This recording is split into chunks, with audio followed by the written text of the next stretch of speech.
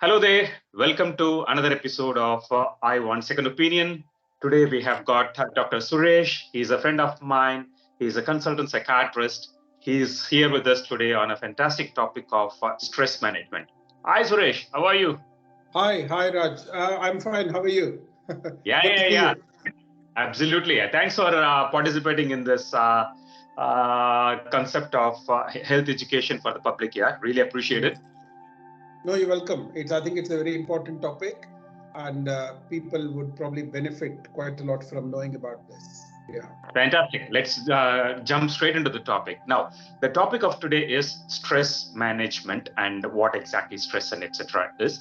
Suresh is a pro in that particular field. So, Suresh, so what are the key indicators or signs that someone may be experiencing excessive stress? And if that is going to be the case, how can they be distinguished from normal daily pressures? I think the symptoms of stress, that is the experience of people who are under stress, can be Mm. quite variable. It's quite varied. So there is Yeah. no one particular symptom that should alert people to the fact that they may be stressed. Okay. One of the most common things we notice is that people become irritable. You know, Okay. Mm. they become angry quite easily. They are not as patient or calm as they were before, Mm. because they're probably trying to get a lot of things done in a very short space of time. So, in Okay. effect, stress results from having too much to do in too Mm. little a time. Yeah. And Right. a lot of us who are professionals probably experience stress almost Mm. every day of our life. And Of it course. depends on how busy our jobs are and how Mm. much else is going on in our lives at the same time. Yeah. So I Mm. think, irritability, a feeling of being burdened, overburdened, that there Okay. is too much to do and not enough time to do Mm. it in. People can actually become depressed or anxious for short periods of time.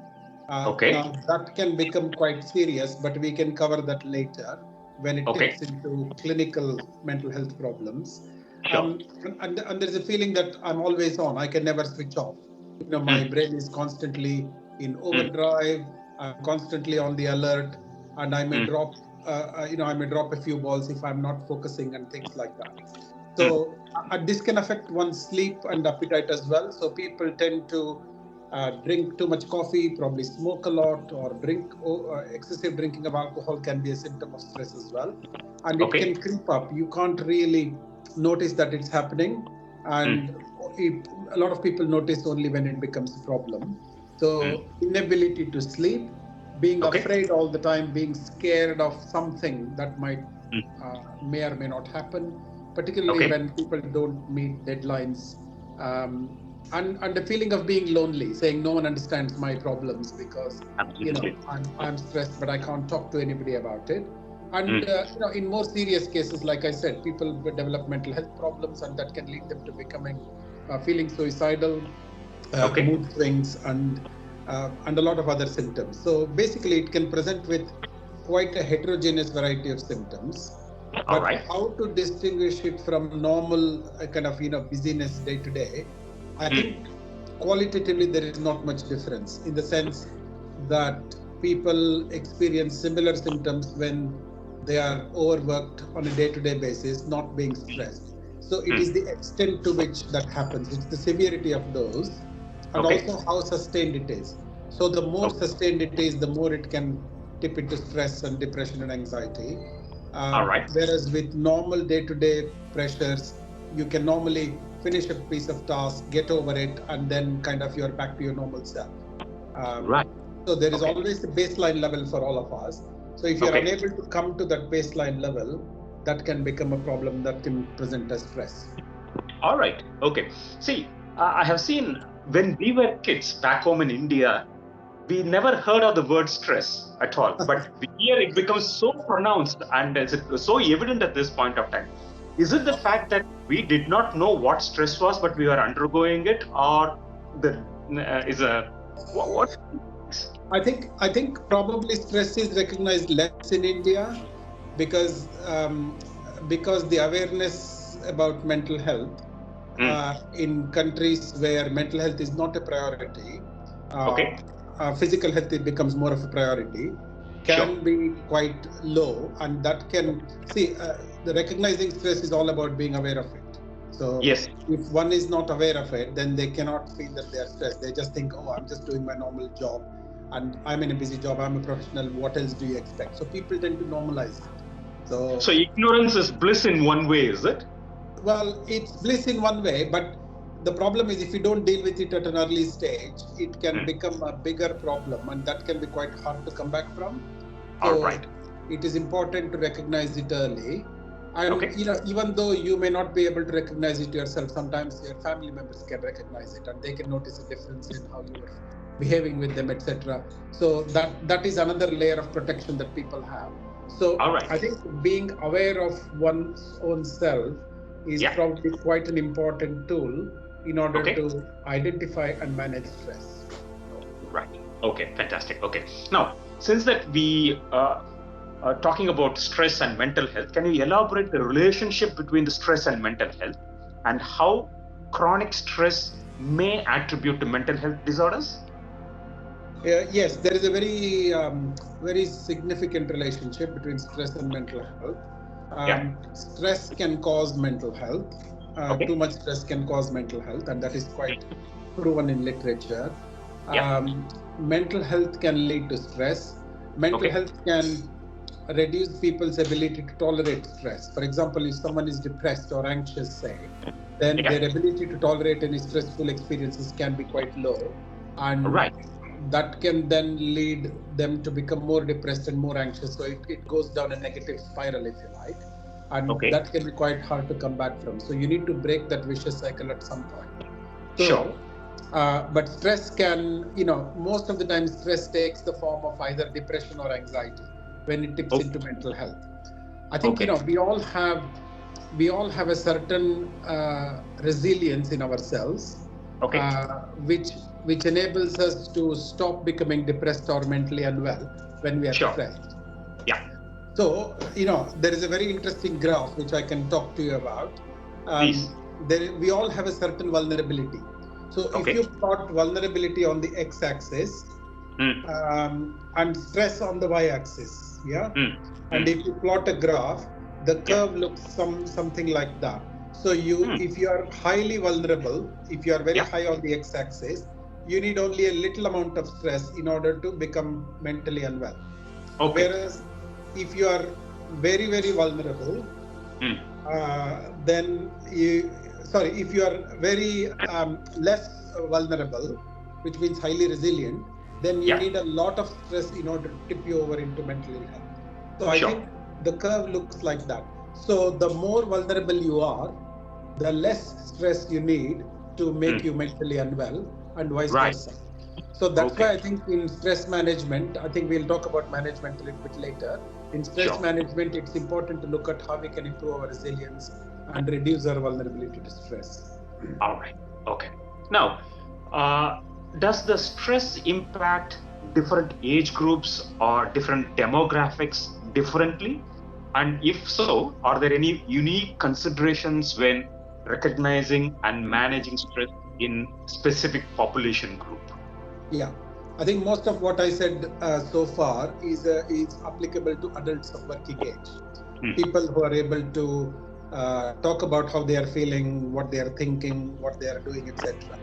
But Sure. in the very young and the very old age Hmm. groups, the Hmm. stress can present quite differently. For example, even children and infants and babies can be stressed. Yeah, even though they may Hmm. not be able to talk, they may not be able to say how they are feeling, they can still be stressed.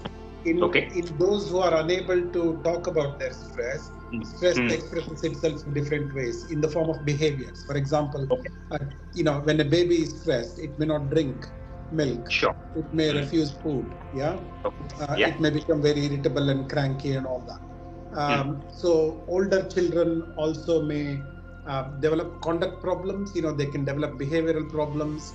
They Hmm. can become delinquent in school, and if it goes on for a long period of time, that can Hmm. lead to permanent changes in their personality and things like that. So I Okay. think in those individuals who are not able to articulate or express their stress, it Yeah. can present as behaviors which Okay. I think the observer has to be quite clued up to observe those behaviors and then say that, okay, this is probably being caused by stress. So you have to look behind the behavior to understand why it is happening. And in older people, it tends to express more as physical health problems. Because older people may feel perhaps isolated, lonely. Social isolation is a big problem, particularly in Western societies. In India, probably less so, but they tend to develop more physical health problems. And in cultures like Eastern cultures, including Indian culture, sometimes patients feel it's not respectable to go to a doctor and say I'm stressed. I would rather go with a headache or a tummy ache, which is more likely to be taken seriously than if I go and if I go and say I cannot cope. Because sometimes stress can be considered as a sign of weakness, which it is not, but people feel that I'm somehow weak or less able if I say I'm stressed. So they go to the doctor with physical health problems. All right. Okay. So, considering the magnanimity of the issue, I'm sure there are a lot of treatment and help options that are available for the people who suffer from stress. So, what are all the treatments or therapies that are available for individuals to cope with stress, please? Well, stress, and in very simple terms, before coming to treatments, I'll just talk about a couple of general principles. In very simple terms, there are only two ways to manage stress. Okay. One is you take the stressor away, whatever is causing you stress, you remove it so that you no longer have that stress. That is probably the ideal scenario. Okay. The second one is you can't do anything about it because it's beyond your control. And therefore, you have to learn to adjust to the stress. So one is remove the stress if it is possible. Second one is adjust your thinking and feeling because you can't remove the stress. It's beyond your control. All is well. All is well. Yes. So you have to train your mind and your thinking. There is something called CBT. I'm sure most people would have heard about it. Cognitive behavior therapy is very kind of very well proven therapy for stress. It basically looks at how people feel, how people think, and how people act. Because for all of us, there are three elements to our personality: our emotions, that is feeling, our behavior, that is actions, and our thoughts or cognition, it's called, right? So you can imagine that there is a certain mood or emotion from which certain thoughts arise and from which certain behaviors arise. Now you can see the behavior of other people quite easily because behavior is visible, whereas thoughts are not visible, mood is not visible, right? But the behavior and the thoughts arise from the mood, right? So, for example, if you're anxious, if your mood is anxiety, then your thoughts will be, fear of impending doom or fear or panic or whatever, and then your actions are very, very self-preserving, which means you want to guard against those threats and fears.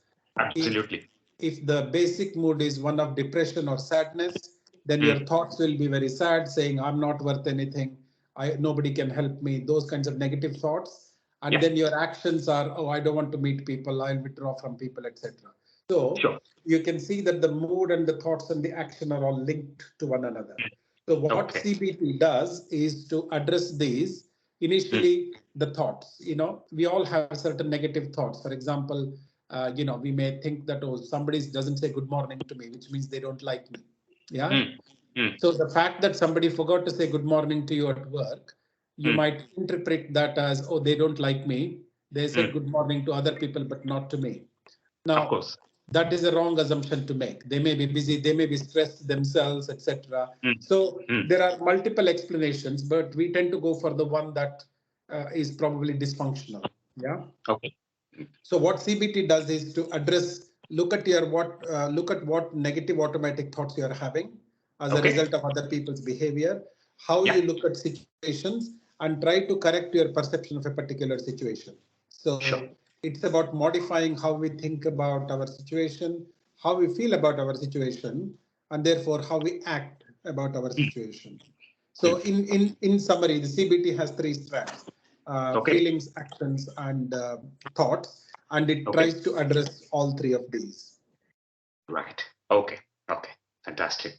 Now, from the psychiatric perspective, Mm. what are the potential long-term consequences if the stress is left unmanaged or unrecognized? And how early intervention and prevention strategies can be implemented in these sort of circumstances? In the long term, if I mean, like I said at the beginning of this talk, the first thing is to be aware that one is stressed. Yeah. Yeah, So yeah, self-awareness is quite important. So I think the sooner one tries to manage stress, the better it is, because the longer term effects can be avoided. So mm, prevention is better than cure. But absolutely. there are times when, like I said, you can't do much about the stress. You have to Mm, continue in a stressful situation, and you have mm, to think about how you'll modify your thinking in yeah, order to cope with the stress. In the okay. longer term, if stress is unmanaged, it can Mm, result in clinical depression, clinical anxiety, which might need referral to a psychiatrist, okay, which might need a formal assessment and possibly medication as well, okay, but most likely some kind of psychological therapy, psychotherapy. okay, Yeah. okay, okay. And also people's ability to cope will reduce. They don't enjoy life as much. If somebody is stressed for a long period of time, they are Okay. unable to enjoy life to the full extent. They are unable to relax. They are unable to get out of life whatever they wanted to. So, Okay. so it's important to manage it early and recognize it early and take some steps towards managing it. Right. I think, sorry, the second part of your question was what? Uh, what are the prevention strategies that can be implemented? Yeah. So, like I said, prevention is better than cure. Recognizing stress is very important. Being aware of whether, I'm becoming stressed is quite important. Or at Yeah. least you have to talk to your partner, wife, husband, or whatever. If they give you feedback on how you are behaving, then Mm, that is probably an indicator that you are getting stressed. So that's also sure. quite important as well. Yeah. And acknowledging that, we are all somehow there is a feeling, particularly among men, Mm, that I can't be stressed mm, because I'm a man. I have to be able to cope with anything. That mm, is not true. mm, We all have a breaking point. At some point, mm, we all break. Yeah. mm. Yeah. So it is important to recognize what that point is for us, Mm, and also to be acknowledging that being stressed is not a weakness. It mm, is something that can happen to anybody, and therefore mm. we need to take steps to manage it. And seeking Okay. help, it can be informal help or formal help. Informal help can be from friends and family. Formal help, like I said, can be from psychological therapy or even Mm. psychiatric medication and counseling, etc. Yeah. All right. Okay. Fantastic. Yeah. So, uh, you told about therapies that are available, and you told the prevention mechanisms, etc. Now, are there any lifestyle modifications or interventions that you commonly recommend for individuals seeking proactive stress management? Yes, I think we can all become better at managing stress as we go through life. Mm, Because when you are young, you have a tendency to take on a lot, whether at work or at home, etc. Lots of responsibilities, and there mm, are certain stressful times in life which you cannot avoid. You mm, know, mm, exams mm. for students. In the Of course. beginning of life. Then people Yeah. get married, relationships, stress Mm, associated with relationship, children, mm, financial problems, issues. mm, Yeah, mm, mm. and generally the day-to-day life can itself be quite stressful, right? Absolutely. Yeah. And then having to care for not only children when you're younger, Mm, but also the older generation, that can be mm, quite stressful for people mm, like us who've come abroad. Our mm. parents are back home, so you're always worrying about how they're coping, what they need, etc. So Sure. stress is a part of life, but Mm. I think the trick is learning to say no is a big part of managing stress, right? um, Sorry? Learning to say no. Oh, yeah. Okay. Don't take overboard on. Okay. Yeah, Mm. Learn don't to say don't no. take on too much. For example, at work, your boss might come to you and say, "Oh, I want you to be involved in this project. This is Mm, really exciting. I want you to do it." And you are mm, thinking, "Okay, my boss likes me. I'm probably due for promotion, etc. And therefore, let me do it to impress the mm, boss." You mm, can do that once or twice, but if mm, you take on more than what you can handle, that mm. can very quickly become very stressful. Yeah. Sure. So Yeah. learning to say no is important, and knowing Mm, what are the limits of what you can achieve, right? mm, mm, You should always have a little bit of reserve. if your potential is this much, then you should probably only take on this much work and not this much, because you are overstretching yourself all the time. You should always leave some room for flexibility, right? Sure. Okay. It's like our bank account. So you can go overdrawn, but you always have to spend within your means, yeah, and have a bit of buffer saving, if you like. Yeah. Right. Yeah. So psychological energy is also like that, right? Yeah. Yeah. So don't take on too much. Learn to say no and be comfortable with saying no. In fact, some people might feel that just saying no can be quite rude. Yes. Yes. Yeah. You cannot go to your boss and say no to them, man. But anyhow, but I know. Yeah, find a way around it. You need to have a good reason why you want to say no. You can always say things like, I can't do this now, but I'll take it on next year or in a few months or whatever, because I'm quite tied up with this project or this thing I'm doing. Or, there is something at home I'm looking after, I don't know, an older person. So, there are ways of saying no without appearing to be rude or without appearing to be evasive. So I think it's important to develop those things in terms of lifestyle changes. And of course, the usual lifestyle advice, eat healthily, exercise regularly, take regular walks and take time for relaxation. Always take some time for yourself. We are constantly doing things for other people, particularly at work. Take some your own time, me time, which can be in the form of, some people use meditation as something to calm them down. You can go for a walk, whatever works for somebody. I think people need to learn what works for them and stick to that activity. So if your thing is, playing cricket or talking to friends or visiting somebody or, or going for a holiday and things like that, do those things so that you are relieving yourself of the stress every now and then. Yeah. Okay. Yeah. Because sometimes there is a tendency when we are stressed, because there is so much to do and so little time to do it in, we tend to not take a break, saying that, oh, if I work one more week, I can finish all this work. But in reality, it won't, because then there is more work coming next week. Sure. Absolutely. Yeah. So it's important to be quite ruthless and clear, saying this is my boundary, this is how much I'm doing, and that's it. And then I need a break, etc. So it's important to recognize what works for you, and also do things that you enjoy, do things that nourish the soul, as it were, rather than just some. I know a lot of people like earning money, which is considered as a sign of success. But sometimes there are other activities that you can do that gives you a lot more pleasure than just earning money. For example, helping other people, right? In fact, there is something called Action for Happiness. There is a website called Action for Happiness. They recommend 10 things that people can do in order to relieve themselves of stress and be happier. Nice. Yeah. So I'll just list those things. Sure. It's giving. The first one is giving. Do kind things to others. Yeah. Because that will improve your self-esteem and makes you feel validated. Relating, connecting with people. Yeah. Social connection. Yeah, socializing. Exercising, taking care of your body, being in good physical health. And being aware of everything, enjoying the little things in life. It's called mindfulness. I mean, that's a separate topic in itself. But mindfulness is important in order to kind of enjoy life, as it were. Keep on learning new things. We all have a tendency to do the same things over and over again for decades, etc. But do new things, because that will keep life exciting and challenging. Have goals that you have to look forward to. Develop resilience. Find ways to bounce back, even though it may be quite difficult.